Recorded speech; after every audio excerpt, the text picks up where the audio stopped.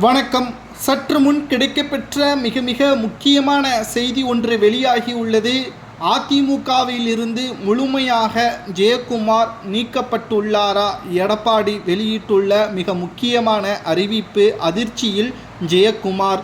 அதாவது வருகின்ற 2026 சட்டமன்ற தேர்தலில் அதிமுக பிரம்மாண்டமான கூட்டணியை அமைக்கும் என்றும் தெரிவித்திருந்தார் செயற்குழு கூட்டத்தில் எடப்பாடி பழனிசாமி அவர்கள்.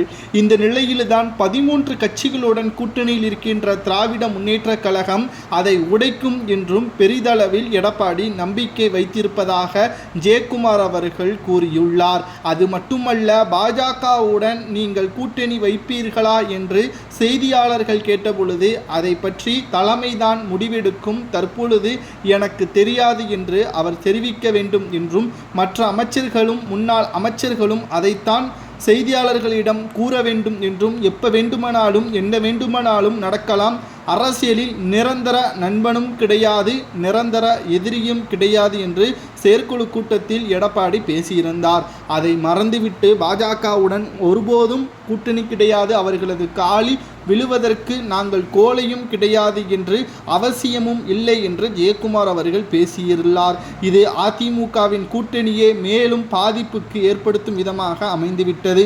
தற்பொழுது வரை அதிமுகவின் கூட்டணியான தேமுதிக மற்றும் எஸ்டிபி மட்டும் கூட்டணி அமைத்துள்ளது.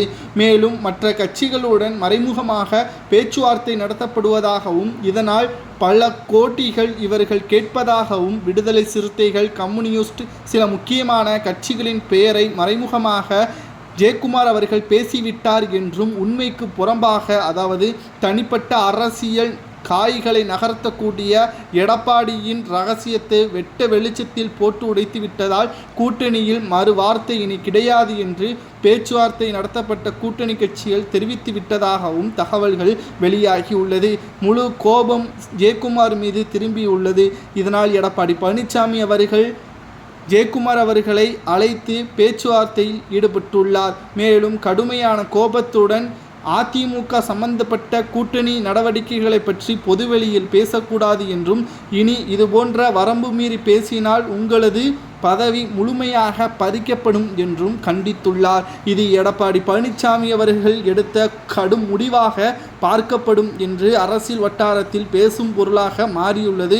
இந்த செய்தியை கேட்டவுடன் ஜெயக்குமார் அவர்கள் அதிர்ச்சியடைந்து விட்டார். ஏனென்றால் கூவத்தூரில் சசிகலாவிடம் எடப்பாடியை அறிமுகப்படுத்தி வைத்தது ஜெயக்குமார் என்ற முக்கிய நபரும் ஒருவர் என்பதை எடப்பாடி மறந்துவிட்டதாக தெரிவித்துள்ளது.